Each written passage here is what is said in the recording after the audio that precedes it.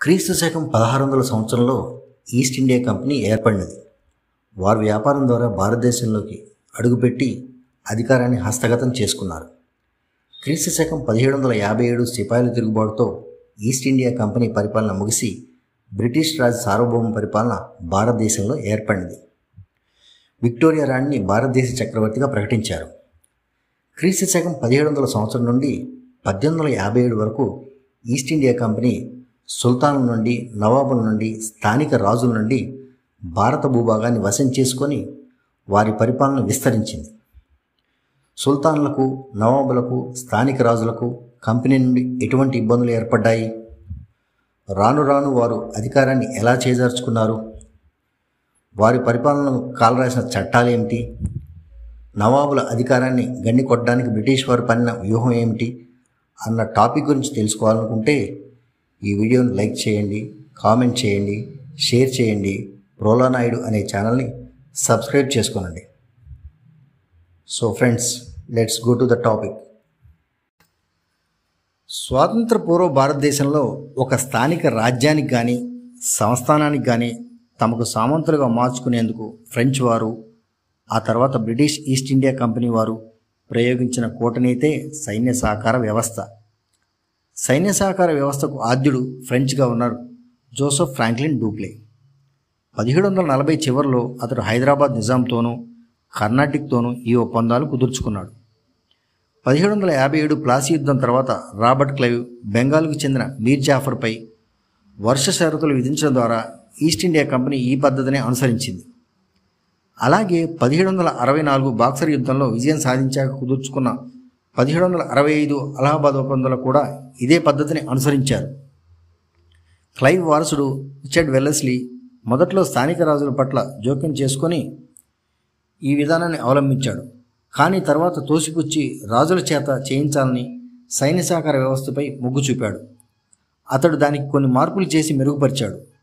ఆ మార్పు యొక్క ఉద్దేశాన్ని, ఆశయాన్ని ఫిబ్రవరి 1804లో హైదరాబాద్లో ఈస్ట్ ఇండియా కంపెనీ రెసిడెంట్కు పంపిన లేఖలో పేర్కొన్నాడు.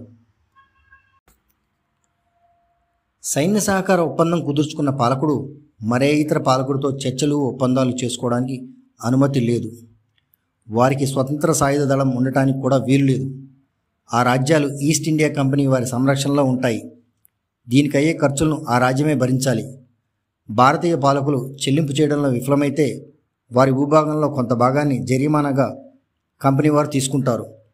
ఉదాహరణకు అవధ్ నవాబు 1801లో తన భూభాగాన్ని సగాన్ని కంపెనీకి ఇచ్చుకోవాల్సి వచ్చింది. హైదరాబాద్ నవాబు కూడా ఇలాంటి కారణాలతోనే సీడెడ్ ప్రాంతమును, కొంత అదనపు భూభాగాన్ని వదులుకున్నాడు. అలాగే సికింద్రాబాద్ను కూడా బ్రిటిష్ వారు గుప్పెట్లో పెట్టుకున్నారు. 18వ శతాబ్దం చివరి నాటికి మరాఠా సామ్రాజ్యం బలహీనపడటంతో భారత ఉపఖండంలో చిన్న చిన్న రాజ్యాలు ఏర్పడ్డాయి. చాలామంది పాలకులు వెల్లెస్లీ సంరక్షణను అంగీకరించారు.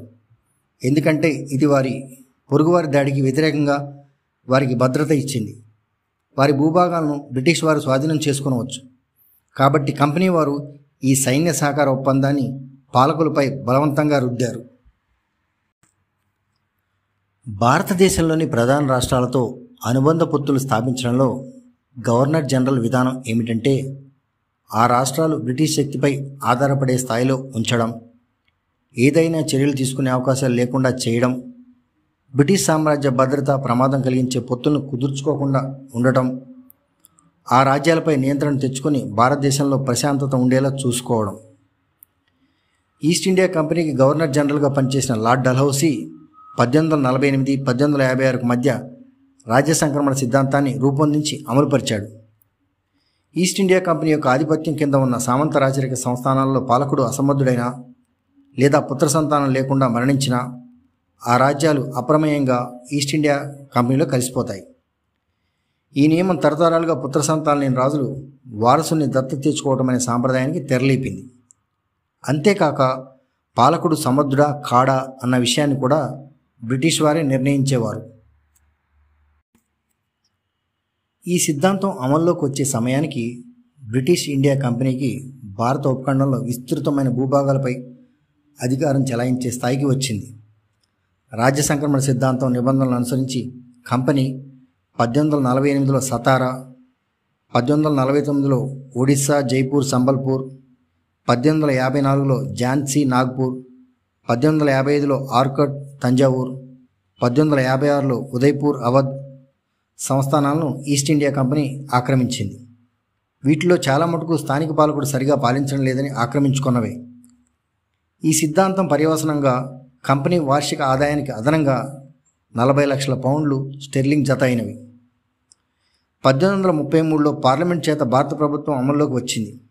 వాస్తవానికి ఈస్ట్ ఇండియా కంపెనీ యొక్క వాణిజ్య వ్యాపారం ముగిసింది, అయినా భారతదేశంలో ప్రభుత్వంగా మారింది. 1840 చివర మరియు 1850లో భారతదేశ గవర్నర్ జనరల్ లార్డ్ డల్హౌసీ భారత భూభాగాన్ని మరింత స్వాధీనం చేసుకోవడానికి పతన సిద్ధాంతాన్ని ప్రవేశపెట్టాడు.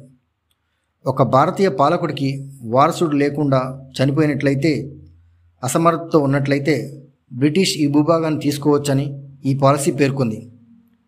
బ్రిటిష్ వారు భూభాగాన్ని, వారి ఆదాయాన్ని పెంచుకోవడానికి సిద్ధాంతాన్ని ఉపయోగించి విస్తరించారు. కానీ ఇది భారత్లోని నవాబులు, స్థానిక రాజులకు చట్టవిరుద్ధమైనదని పరిగణించబడింది మరియు అసమ్మతికి దారితీసింది.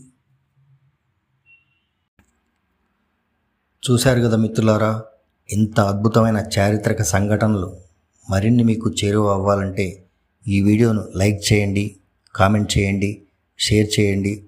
ప్రోలా నాయుడు అనే ఛానల్ను సబ్స్క్రైబ్ చేసుకోనండి. నమస్తే.